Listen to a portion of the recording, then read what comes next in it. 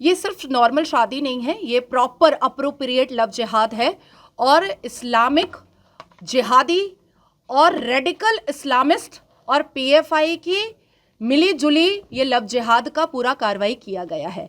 और इसमें Hindu marriage act 1955 का वायलेशन भी किया गया है और हिंदू प्रथा का और विवाह की जितनी भी प्रथा होती है हिंदू सनातन में उसको भी मिसयूज़ किया गया है और उसको भी कहीं ना कहीं उसका भी मजाक उड़ाने का काम किया गया है, क्योंकि फरमान जो है वो अपने प्रेस कॉन्फ्रेंस में साफ तरीके से कहा है कि वो अभी भी मुसलमान है। तो एक मुसलमान हिंदू प्रथा से कैसे शादी कर सकता है? और अगर हिंदू मैरिज एक्ट से वो शादी कर रहा है और मंदिर में शादी कर रहा है तो उसके पास कौन सा प्रूफ है जो उसने अब तक नहीं दिखाया कि वो उसने पहले हिंदुत्व कबूल किया है? हिंदुत्व कबूल भी तो करना है उसको, तब तो वो हिंदू प्रथा से वो शादी कर सकता है।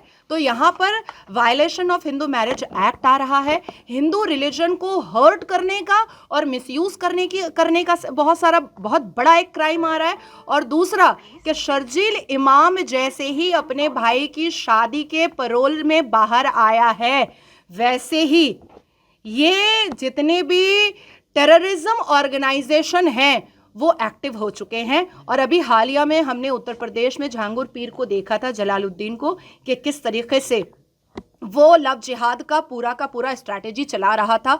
उसके बाद फिर हम लोगों ने देखा KGN जिमखाना, फिर हमने बस्ती में देखा कि 3 मुसलमान लड़के किस तरीके से 300 से ज़्यादा अधिकतर लड़कियों के न्यूड फोटो करा करके उनसे प्रोस्टिट्यूशन कराने का काम भी करवाने की कोशिश में लगे हुए थे। तो मुझे ऐसा लगता है कि केरला की सरकार अगर ऐसे ऐसे लव जिहाद को और ऐसे ऐसे क्राइम और ऐसे ऐसे रेडिकल इस्लामिस्ट को सहयोग कर रही है तो हमारे देश की सुरक्षा एजेंसी को काम करना चाहिए और इमीडिएट शर्जील इमाम के पैरोल को कैंसिल करवाना चाहिए। और शर्जील इमाम ने जब और जहां पर बैठ करके स्पीचेस दिया है NRC CAA के खिलाफ, उस वीडियोस में फरमान के प्रेजेंस को ढूंढ करके निकालने की ज़रूरत है, क्योंकि मुझे और सनोज भैया दोनों को ये संदेह है कि PFI का इसमें बहुत बड़ा हाथ है और PFI की फंडिंग भी है, जैसे जहांगीर पीर के मामले में हमने मुस्लिम कंट्रीज़ की फंडिंग देखी थी। मोनालिसा को सीरिया भेजने की बात कही जा रही है। हाँ, ऐसा सूत्रों से पता चला है, क्योंकि केरला में भी कुछ राष्ट्रभक्त लोग हैं जो कनेक्शन में है सनोज भैया के, उन लोगों ने बताया है कि ऐसी कोई कार्रवाई चल रही है और इमीडिएट बहुत ही मतलब चुटकियों में पासपोर्ट बनवा लेना। और लड़कियां तो पार्सल की ही जाती हैं, इतने जो हम लोग देखते हैं मिसिंग डायरीज, इतने किडनैपिंग के केसेस, तो बच्चियां तो इधर से उधर कर ही रहे हैं ये लोग। मदरसे में कोई सभ्य इंसान तो बन करके निकल नहीं रहा है, मदरसे में यही लव जिहाद वाले। तो मुझे ऐसा लगता है कि हमारे देश की जो राष्ट्रपति हैं वो भी ट्राइबल हैं और वो भी महिला हैं, उनका भी इंटरवेंशन इस मामले में बहुत ज़रूरी है, क्योंकि मोनालिसा को हम 35 टुकड़ों में नहीं पाना चाहते हैं, हम उसको जिंदा सांस लेता हुआ पाना चाहते हैं। केरल सरकार पे कई गंभीर आरोप लग रहे हैं। हाँ, बिल्कुल आरोप लग रहे हैं। क्या इस आरोप को केरल सरकार आकर के सामने एक प्रेस कॉन्फ्रेंस करके मेरा नाम ले करके डिनाई कर सकती है? मैं केरल जाने को तैयार हूँ। डरता वो है जो गलत होता है। मध्य प्रदेश और उत्तर प्रदेश के मुख्यमंत्री से क्या मतलब आप चाहते हैं? हमारा जो लीगल कार्रवाई है उसमें किसी भी तरीके की कोई कुताही ना हो, किसी भी तरीके की कोई देरी ना हो। हम जैसे ही लीगल कार्रवाई के लिए वहां तक पहुंचे वैसे ही हमारी लीगल कार्रवाई जो है वो स्टार्ट हो जाए। लीगल कार्रवाई जो आप कर रहे हैं ये आप किसी सरकार के इस पे कर रहे हैं या सनोज जी के?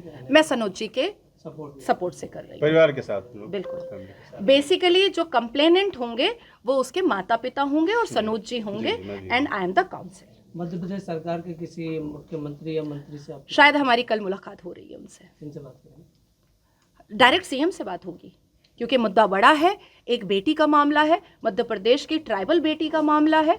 तो CM साहब से हमारी कल मुलाकात हो जाए तो सबसे बेहतर होगा। आपने राष्ट्रपति का जिक्र किया जी, क्या राष्ट्रपति जी से आप मुलाकात? बिल्कुल, मैं और सनोज भाई दोनों मिलने जाएंगे और जैसे ही मध्य प्रदेश और उत्तर प्रदेश में, क्योंकि फर्स्ट प्रायोरिटी हमारी कानूनी कार्रवाई है जो लिखित रूप में होना बहुत ज़रूरी है, तो वो करने के बाद हमारा तीसरा जो स्टेप होगा वो राष्ट्रपति से मिलना होगा।